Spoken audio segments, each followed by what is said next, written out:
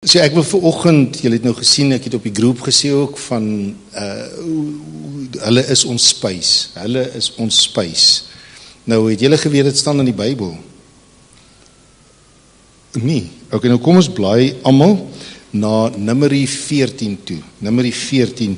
Maar ek wil net graag hoor, is daar van of iemand wat vir my iets kan lees asseblief? Wie gaan vir my lees 1 Korintiërs maak ek sommer by hom oop. 1 Korintiërs 3 vers 9. Wie gaan dit vir ons lees? Julle hoef nie almal gelyk te lees nie, maar Heinrich, okay. 3, 1 Korintiërs 3 vers 9. Nou goed, maar jy gaan dit nou vir ons lees, of lees dit sommer klaar. Jy wil nou so graag vir ons lees 1 Korintiërs 3 vers 9. Hoor nou gou wat sê Paulus aangaande ons. Want ons is medewerkers van God.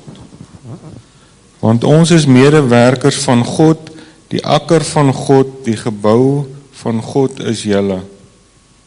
Goed, hy gee 3 eienskappe, hy gee 3 eienskappe wat die Here sê wat ons is. Ons is medewerkers van God, die akker van God, die gebou van God. Goed. So dis met ander woorde in elkeen van dit het sy eie beskrywing en funksie, maar ek wil vanoggend gesels en ek weet, ek het baie van die goedes het ek al gesê, maar ek het op my hart vanoggend om elkeen te bemoedig, want hierdie boodskap van vanoggend het 'n spesifieke, hoe sal ek sê, dit is gerig vanoggend om ons harte te bemoedig vir die plek waar baie van ons mag wees, en baie van ons al was, en dalk baie van ons sal wees op 'n kol in ons lewens. Nou, onthou hy sê nou hierso, ons is medewerkers, ons is die akker van God, en ons is die gebou van God. Maar ek wil vanoggend gesels oor die akker van God. So dis 'n boerdery term, 'n akker. Nou wie van julle weet wat is 'n akker? Nou dit is nie 'n wakker akker of 'n akker wat jy van 'n akkerboom nie. As hy sê ons is 'n akker, die akker van God, wat beteken dit stryd in boeretaal? 'n landery? Ja, goed, met ander woorde 'n saailand. Stem jy saam? Nou daar's baie verskillende gelykenisse ook wat die Here Jesus vir ons gegee het aangaande 'n saailand. So 'n saailand, so die akker van God, maar in hierdie geval sê Paulus, ons is daardie saailand.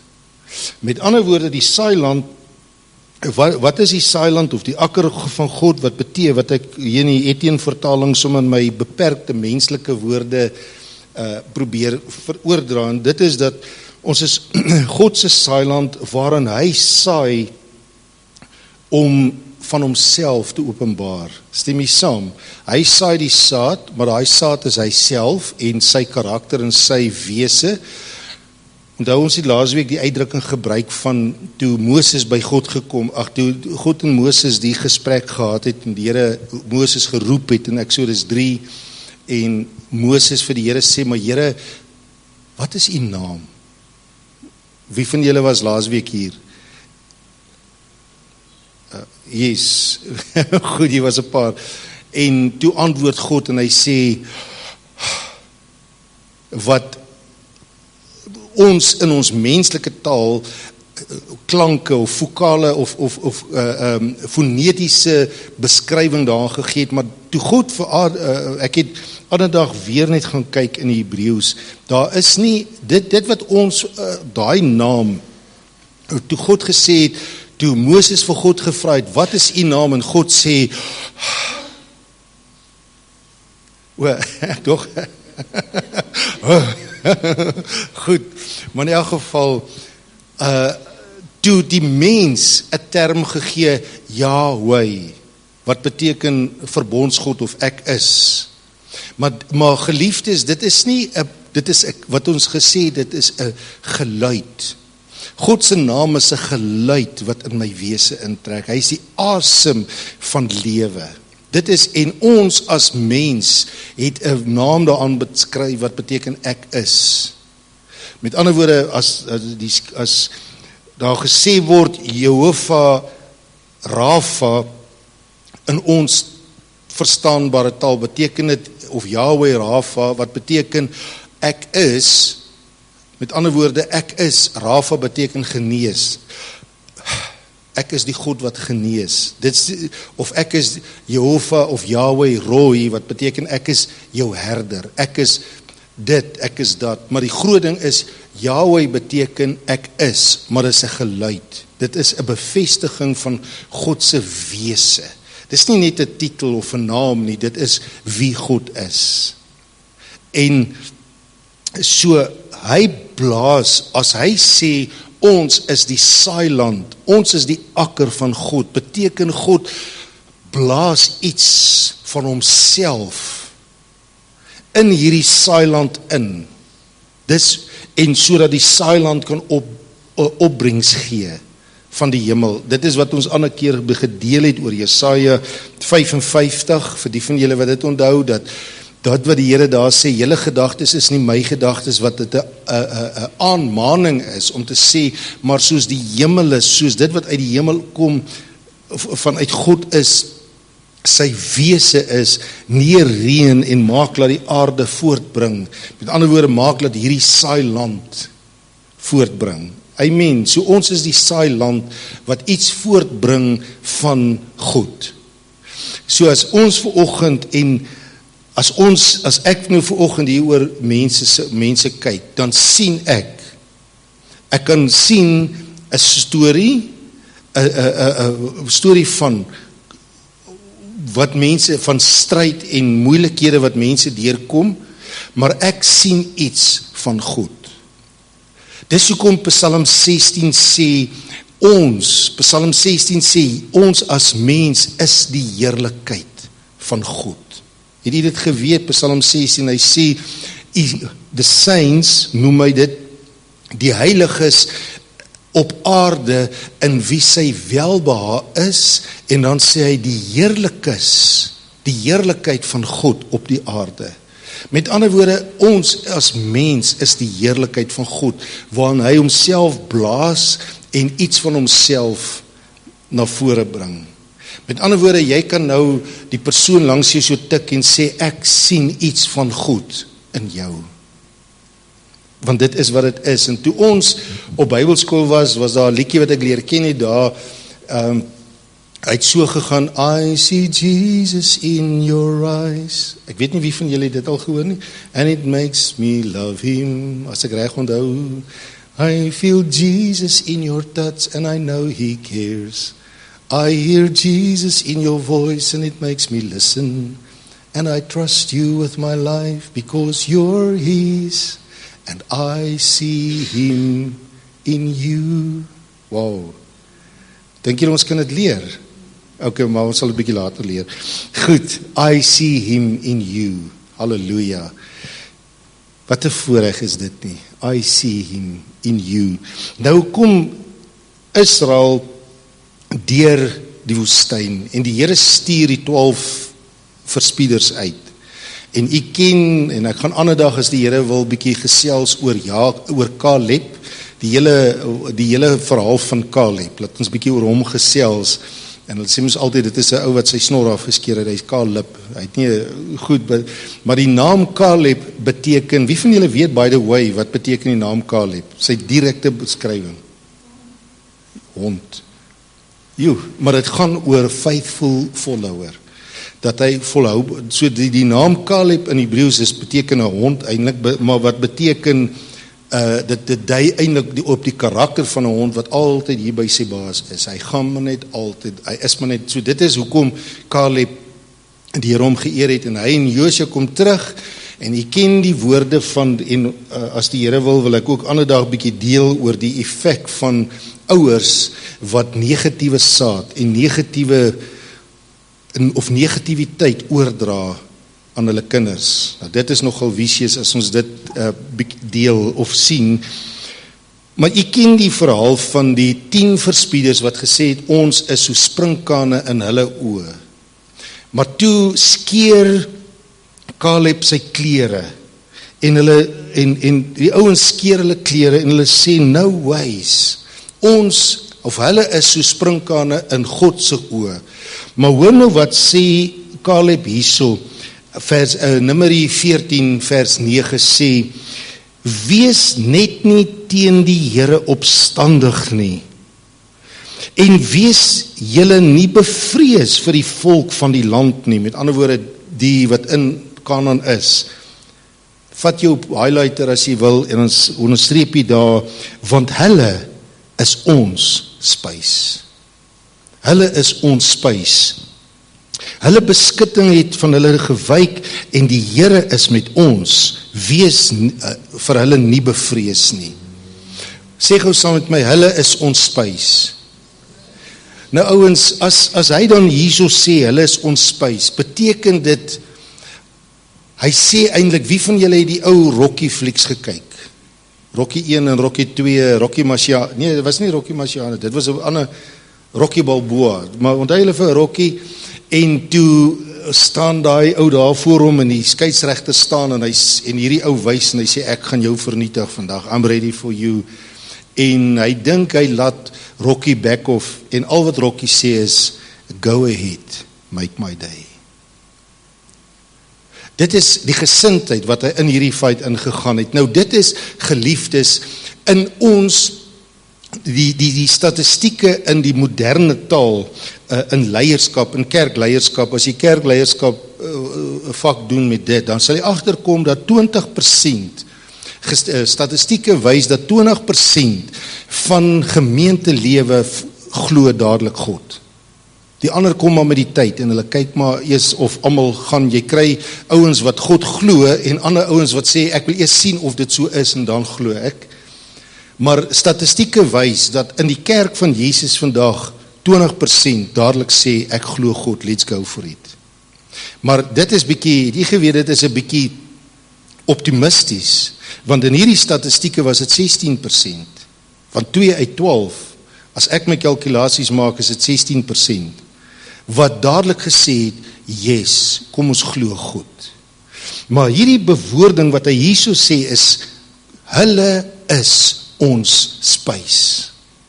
Onthou die twee beskrywings, die 10 verspieders sê, ons is so sprinkane in hulle oë, maar 2 verspieders sê, hulle is so sprinkane in ons God se oë. Amen.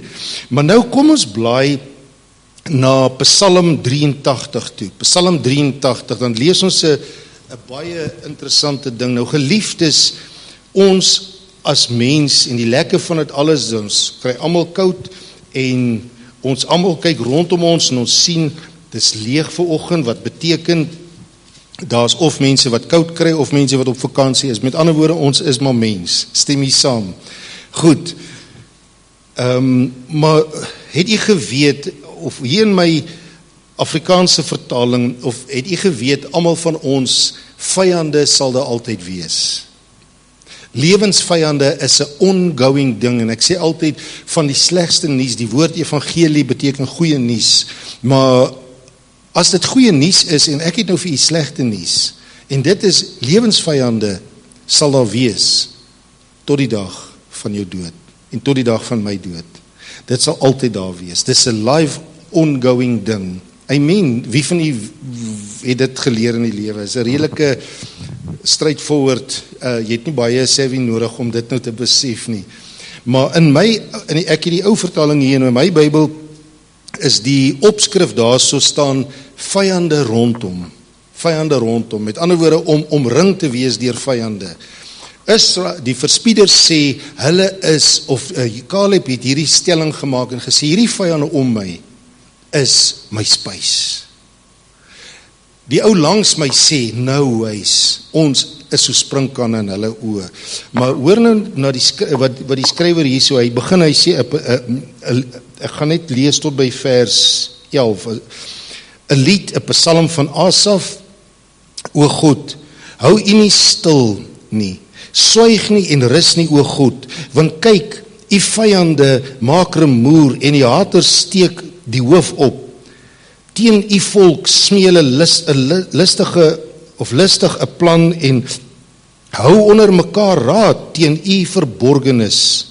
Dis 'n mooi beskrywing teen u verborgenis. Wow, dink net so 'n bietjie aan hierdie woord, u verborgenis. Dis nou van u wat hy praat. Jy is God se verborgene wat hy toemaak. Halleluja. Maar hoor nou, hy sê, en onthou nou ouens, hoor net gou hierso, die Here noem jou sy verborgene.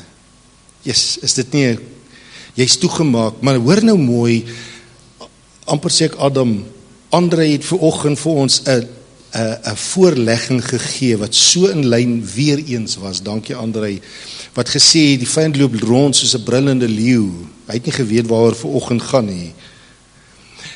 Prediker 10, vers 4, sê die volgende woorde, hoor nou mooi, hy sê, as die leeu, of die heerser, of een of ander figuur met invloed, as hy teen jou opkom, en hy brul uit die aard van die saak, dan sê hy hierdie woorde, verlaat nie jou pos nie, want 'n bedaardheid voorkom groot foute. Met ander woorde, dit is die vyand of die leeu wat brul, se behoefte om jou uit jou pos uit te bring. Met ander woorde, hier noem God jou sy verborgene. Waar wil die vyand jou hê? Hy wil jou uit die verborgenheid hê. Hy wil jou uit God se beskerm, uit God se beskutting uittrek, dat jy op 'n menslike vlak met hom redeneer. En nou die dag toe dink ek, Here, baie keer mis ek dit so, want Psalm 119 vers 99 tot 100 sê die eintlik in plain Afrikaans, as gevolg van u leiding uit u woord uit, maak God my altyd een tree voor my vyand. Ek is altyd een tree voor hom. Nou geliefdes, as dit dan nou is, dat jy God se verborgene is, en jy binne in God se verborgenheid is, sy toegemaaktheid, sy beskutting is, en die vyand loop rond soos 'n brullende leeu, en soos Prediker sê, hy wil jou uitlok uit jou pos uit. Moenie jou pos verlaat nie, want dis, geliefdes, waar het Adam en Eva die stryd verloor? Toe hulle met die Satan redeneer op sy vlak. Toe verloor hulle. Het jy geweet, ons kan nie met die vyand, hy is te intelligent, en ek gee hom nie krediet vandag nie, die enigste plek waar ons veilig is, is in die verborgenheid. Maar hoor nou wat sê hy hierso, hy gaan aan, en nou kom ons, hy sê vers 5, hy sê, hulle sê, kom laat ons hulle vernietig, dat hulle geen volk meer is nie, sodat die naam van Israel nie meer gedink word nie, of aan die naam van Israel nie meer gedink word nie. U geweet, dit is deesdae of nou nie deesdae nie, dit is nog altyd die Midde-Ooste se groot begeerte, dat daar 'n wêreldkaart is, waar die naam Israel nie op bestaan nie. Maar dit is nie net nou nie, dit is nog, ek meen van hier af al. En nou gaan hy aan en hy sê, want hulle het hulle harte saam raad gehou, teen u sluit hulle 'n verbond. Hy sê nie daar teen my nie, teen u. Want wat het God gesê, die wat teen jou is teen God. En die wat vir jou is vir God. Nou hoor nou hier nou, dan sê hy hierso, die tente van Edom, en die Ismaelite, Moab en die Hagariërs, Gebal en Ammon en Amalek en Filistia, saam met die inwoners van Tyrus, ook Aser, wat by hulle aangesluit, hulle is 'n arm vir die kinders van Lot, Sela. Maak met hulle soos Midian en soos Sisera, soos met Jabin by die spruit Kridon. Nou pos net gou daar.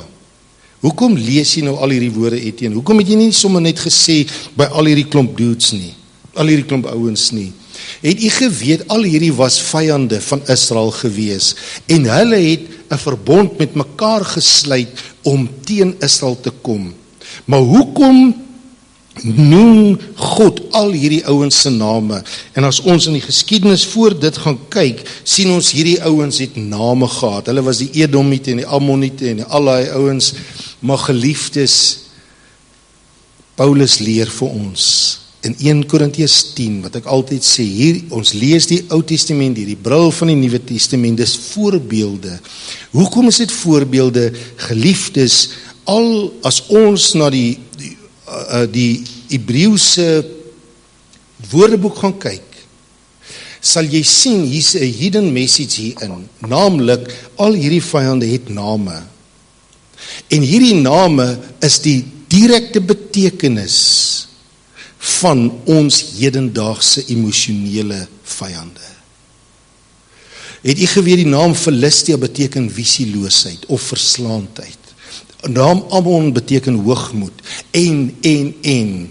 Die naam Edom beteken jou verlede. En dis alles is name wat vandag in ons lewens vyande, reël vyande is waarmee ons battle vandag. Dis die betekenis. En as u wil, kan ons mooi eendag, dan skryf ek alles vir u neer in die name en gee dit vir u in verstaanbare Afrikaans. Dit was fisiese vyande, maar dit was vyande waar dit dui op vyande waarmee ons vandag dit doen het en gekonfronteer word.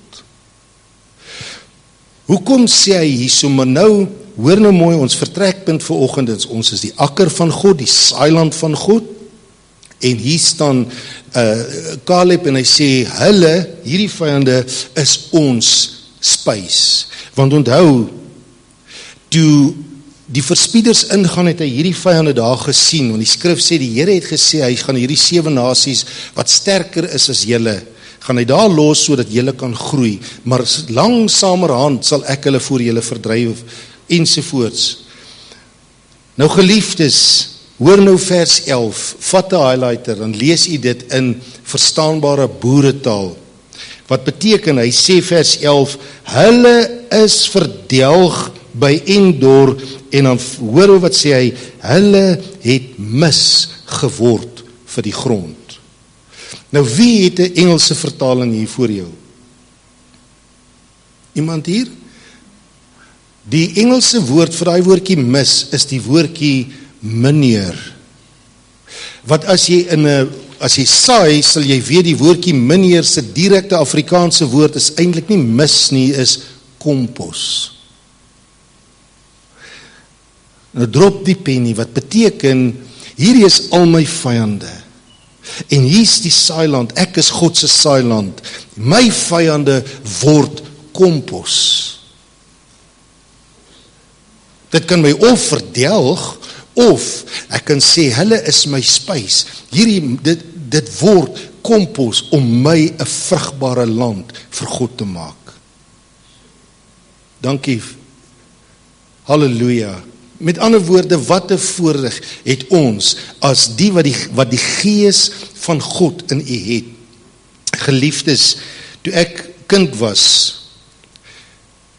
by die stoei, ek het my lewe deur gestoei, en ek onthou by die stoeiklap, en ek wens, ek ou kan vandag weer so ding maak. Ek dink, ons sit met 'n broer hier, sy naam is, hy sê onderwyser, hy gee seviel, miskien kan ons vir hom vra om dit vir ons te maak, stem jy saam, dan gaan ons dit hier as 'n groot voorbeeld gebruik, ek wil dit eendag hier so as 'n groot voorbeeld gebruik. Dan was dit so, dit was so groot, sement of 'n staalbal gewees wat in die helfte deurgesny is. So met ander woorde, sy swaai was baie swaar en dan was sy hier geweld in 'n asbakkie hierbo. En die ou tannies het altyd daar gesit en dan kyk hulle die stoei en dan maak hulle so. Maar in elk geval, en dit was vir ons die lekkerste om daai ding, jy kan hom skop, jy kan maak wat jy wil, hy val so, maar dan kom hy weer so op. Dan skop jy hom die kant toe, dan kom hy weer so op. Het jy dit gesien al? Maar sy swaartepunt was onder, so jy kan hom selfs onderste bo probeer, hy val altyd terug en hy kom net so en maak hy so. En nou kom Spreuke 24 as ek reg is en hy sê 7 maal val die regverdige, maar hy staan weer op.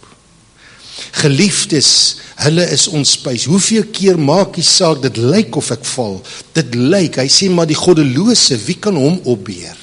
Geliefdes, sit suppose, 'n man van God of 'n vrou van God wat die gees van God in hom of haar het, hier, en sit vir iemand wat die gees van God in hulle nie het nie hier, en bring dieselfde vyande, want die skrif sê die lewe skyn oor almal, stem jy saam?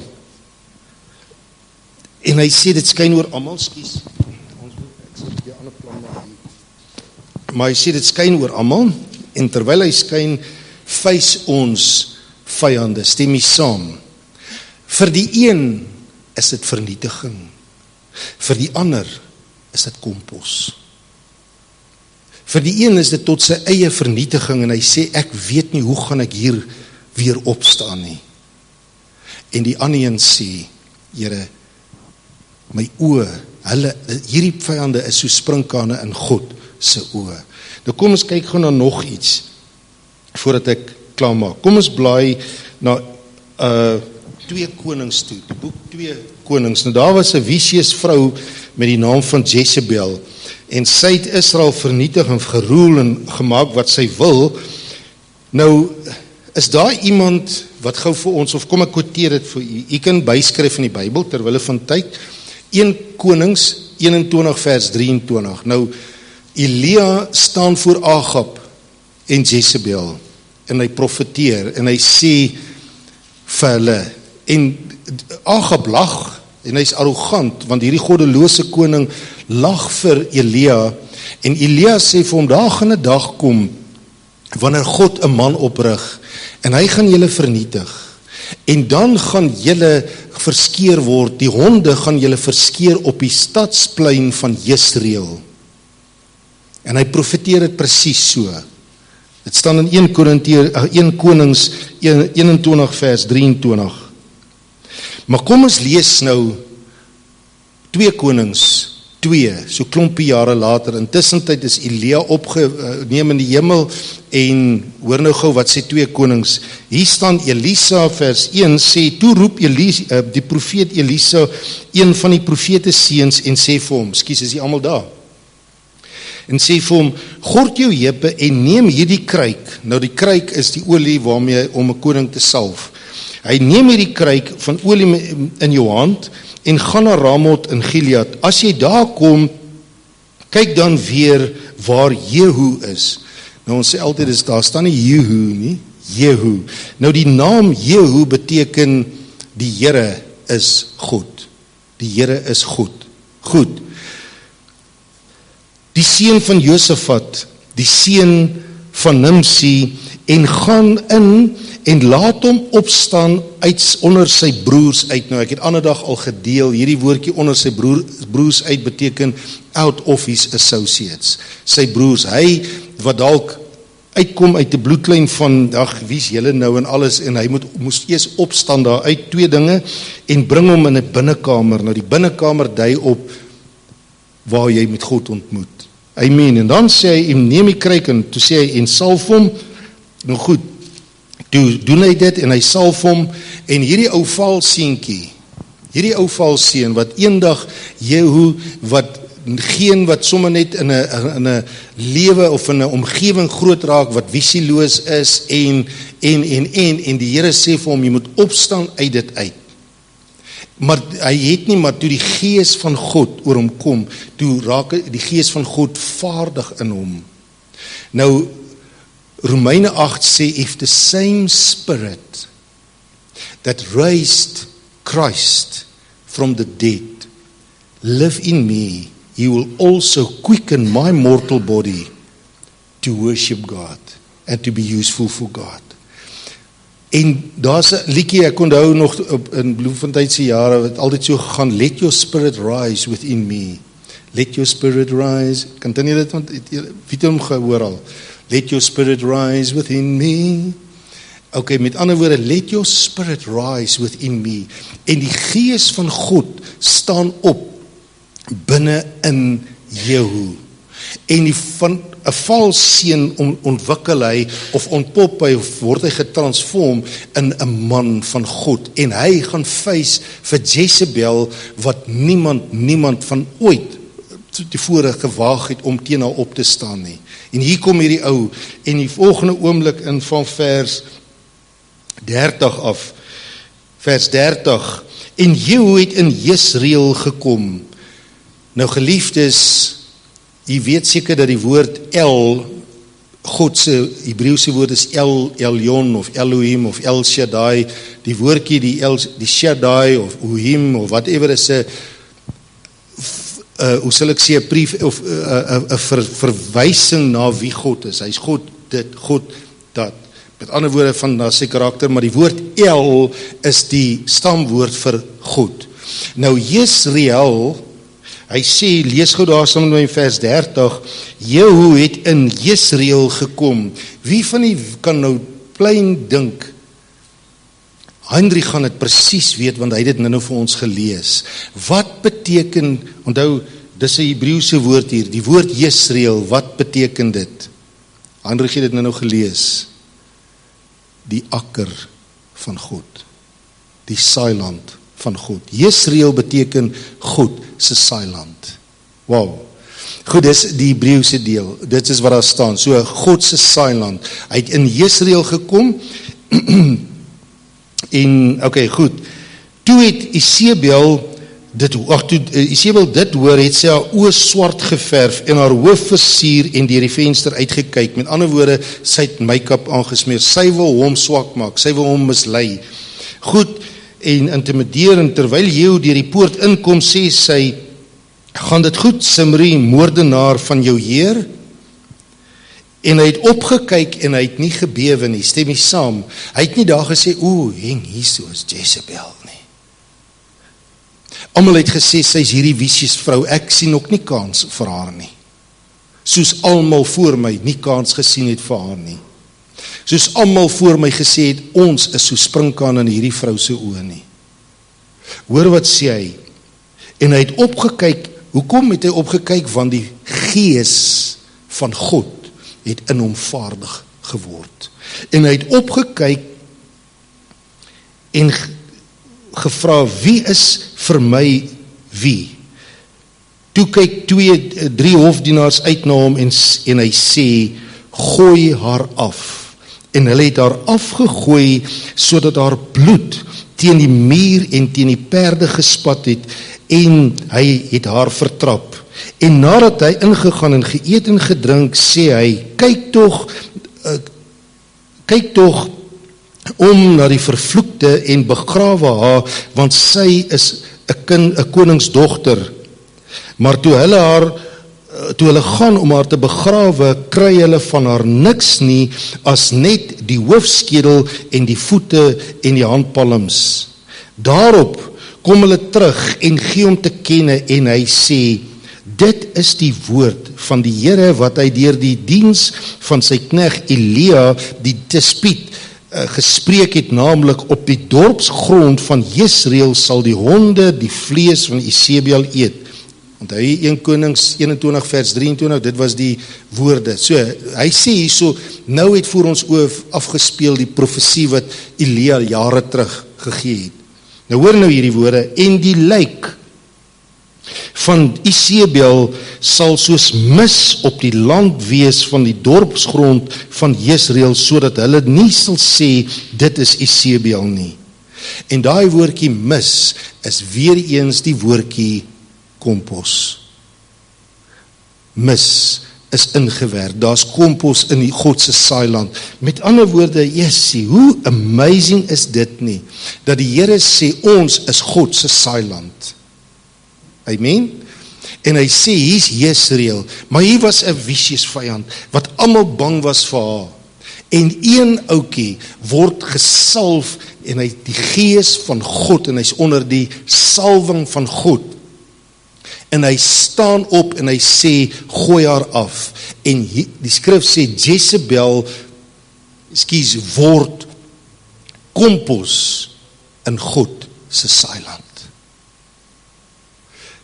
En dan sê ons maar, is dit nie presies wat Psalm 83 vir ons leer? Ons het vyande, en daar's nie net 'n Jezebel nie, daar's klomp vyande, meervoud van vyande in ons lewens. En hulle word soos kompos in God se saailand. Met ander woorde, hulle maak, wat is die doel van kompos? Stem jy saam? Wat doen kompos? Help my gou.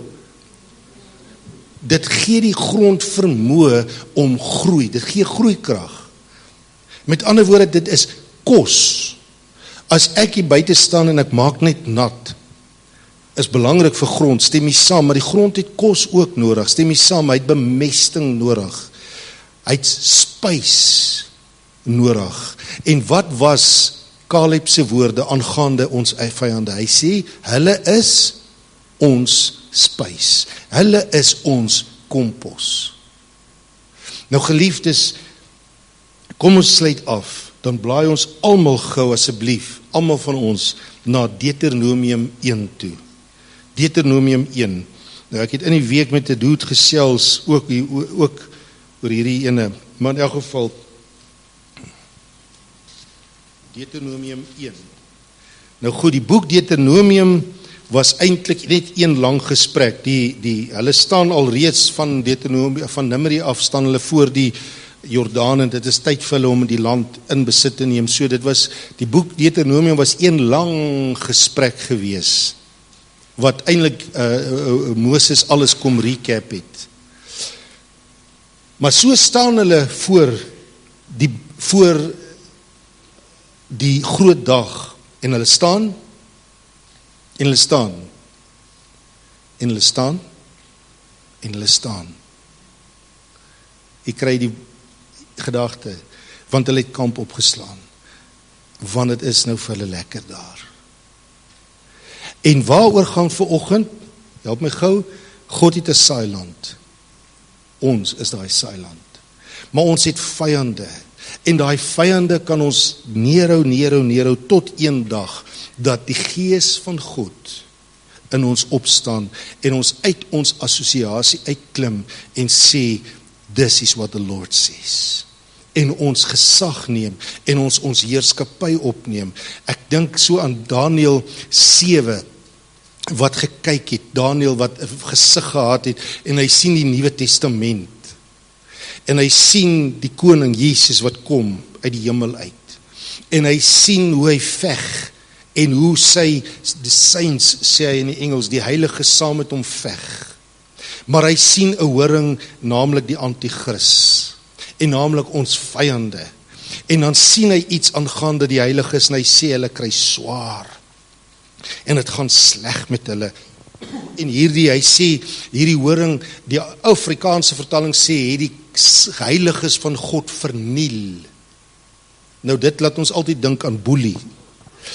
Maar wat hy eintlik daardeur sê is, hy het hulle so geboelie dat hy hulle gedagte wêreld uitmekaar uitgetrek het. Wat beteken hulle het nie kans gesien, hulle het nie gedink aan die liedjie wat sê, because he lives, I can face tomorrow nie. Hulle gedagtes is so, dat hulle nie kan sien, hierdie is ons spys nie. En hy sê, gaan so ver om te sê, en die horing het staande gebly. Die Engels sê, he prevailed against the church of God. Nou dit klink direk die teenoorgestelde van Jesus wat gesê het, ek sal my kerk bou, en die poorte van die hel, help my gou, sal dit nie teen dit staande bly nie. The gates of hell will not prevail. Maar Daniël sien, the gates of hell prevailed. Wat is die verskil? Hy sê tot een dag. Hy sê, en toe sien hy skielik, that the saints took possession of the kingdom. Wat beteken, hulle het hulle heerskappy opgeneem. Hy sê, and suddenly, the horn did not prevail anymore. Because they followed their master. Die woordjie, Jesus is die captain of the host. Wat beteken, jou vyand en Jezebel het aangehou en aangehou en aangehou en aangehou en aangehou en aangehou. En aangehou en aangehou, tot een dag, toe die Gees van God in een man van God opstaan. En hy took possession of the kingdom. Dit staan in Daniël 7 vers 21 se kant daar rond. Nou hoor nou, hier staan Israel voor hulle laaste challenge, voor hulle die Jordaan betree. Maar tyd staan, en dit is een van die langste tye wat hulle bly staan. Vers 6 sê, die Here, onse God, het met my by Horeb gespreek en gesê, voordat hy dit gesê het, hy ook in my oor gefluister en terugneem om te sê, vat jou highlighter. Goed, is hy gereed? Hy sê, julle het lank genoeg by hierdie berg gebly. Wat 'n powerful woord. Vers 8 sê, kyk, ek gee julle die land, gaan neem dit in besit. En hy sê, julle het lank genoeg voor hierdie berg gebly. Geliefdes, elkeen van ons kom voortdurend voor 'n berg. 'n Berg in die Bybel simboliseer oponthou. Dit simboliseer iets tussen jou en oorwinning. Tussen my en jou lê daar 'n berg. OK, goed. Maar dit is soos 'n berg voor my. Die uitdrukking, en God sê, daar kom 'n tyd wat hy sê, jy het lank genoeg. Jy het lank genoeg voor hierdie berg gestaan. Geliefdes, 'n berg bly 'n berg solank ek voor hom kamp opslaan. 'n Berg bly 'n berg solank ek voor hom kamp opslaan. Maar as ek God in my toelaat, word dit wat my berg was, my spys, my kompos. Amen. Let your spirit rise within me. En geliefdes, as u vandag 'n berg het wat voor jou staan, as u 'n berg het wat jou geboelie het vir lank genoeg, en is my gebed vandag dat u hierdie woorde hoor, dat God, en daai woordjie die Here, sal u sien staan alles in hoofletters wat beteken Yahweh, die verbondsgod, die God wat vir jou is. Ek is vir jou. En ons sing dit met the blessing, I am for you, you are for me, he is for me. En wat sê Paulus in Romeine 8, hy wat vir ons is, wie kan teen ons wees? Hy's vir jou, maar al wat hy sê is, dit is nou die tyd, jy het lank genoeg voor hierdie berg gestaan. En geliefdes, my gebed vandag is, as jy uitstap uit hierdie gebou vandag, dat jy kan sê, ek het nog 'n vyand oorwin, nog iets afgehandel, ek het met nog iets gedeel, en yes, môre gaan jy weer vyande, en ander dag gaan jy weer vyande, maar dit word kompos, sodat dit wat God in jou saai, dit wat hy in jou inblaas van homself na vore kan kom, en dit vrug dra 30, 60 en 100 fout, soos die skrif sê. Nou, ons wil graag vir mense vandag bid, en relax, julle hoef nooit, dit sal nie op die TV wees nie, maar as daar iemand is wat vandag hierso sê, ek het vandag dalk nodig, net om te sê, jy bid saam met my, ek staan regtig voor 'n berg, en ek wil oorwin, en ek wil vandag bid, dat dit wat 'n reus voor my was, my spys begin word in hierdie tyd. Is daar iemand wat sê, yes, iemand bid saam met ons vandag? Yes. Is daar nog iemand? Yes. Seker, nog. Yes, nog. Nou ek wil net saam stem saam. Vat sommer net iemand langs jou se hand. Vader, dankie dat ek het vanoggend sommer net weer gedink aan Psalm 139 vers 5 wat sê, you have gone into my future to prepare a way for me. Dankie Here dat baie keer word ons gebombardeer met veranderlikes en goeders wat ons ontspoor hier in ons nietige tydelike bestaan. Maar ons weet, U staan aan die einde van tyd. Daarom dank ons Here, dank ons U dat ons eerstens vandag kan sê, Here help ons om nie ons battles te misken nie, sodat ons genoeg kompos kan bymekaar maak, sodat ons 'n planting van die Here kan wees. Die woord sê, ons is 'n planting van die Here. Dankie Here dat elke uitdaging en elke ding, sommer net wat ons pad langs kom, dat ons kan kies, om dit voor U te lê en U toe te laat, om dit om te keer in mis, sodat ons kan groei in U. Daarom Here bid ons vandag, vir hierdie huis. Ons bid vir Ronel en die seuns en ook die nader familie. En ja Vader, ek weet Ronel, hulle is omring deur 'n kosbare vriendegroep en elkeen beleef die verlies en elkeen beleef die sleg. Daarom bid ons Here vir u hand van beskerming oor elke hart, dat harte by u sal intrek, dat hulle sommer in hierdie tyd bewus sal wees van 'n ongekende vrede wat ons slegs in u het. Dat hulle bewus sal wees van oomblikke waar u sommer net deurkom, of dit in die praktiese is en of dit in die emosionele is. Dankie Here dat ons kan bid dat u hand swaar op hulle huis sal rus en dat hulle by u vrede kan intrek. Dankie Here dat ek kan bid dat elke persoon wat hulle omring medewerkers van Christus sal wees, om eerder die vrede en die rus aan te blaas as om enigiets anders aan te blaas. Om regtig u vrede, om gesande van u vrede te wees. En daarom wil ons sommer net, ek wil amper sê, profetiese aksie neem vandag, Vader, en as gemeente wil ons sê, vrede vir die Kienhuis, in Jesus naam. Vrede vir julle huis. En ek wil bid, Vader, dat wanneer ons hier uitgaan, waar elkeen van ons dikwels voor 'n berg staan, en party van ons berge mag dalk groter wees as ander. Ek dink sommer aan daardie fliek wat ons jare terug gekyk het, van hierdie vrou wat hierdie groot duin gehad het voor haar huis, en sy wou die see kon sien, maar die duin was in die pad. En sy het besluit, krywaar vir krywaar, sal sy daai duin wegry, totdat sy die see sien. En ek wil bid, Vader, soos wat in daardie storie mense gekom het van heinde en verre met hulle krywaans, en in elkeen van hulle se lewens daar ook 'n deurbraak gekom het, omdat hulle, deurdat hulle haar berg weggery het, het hulle eie berge weggeval.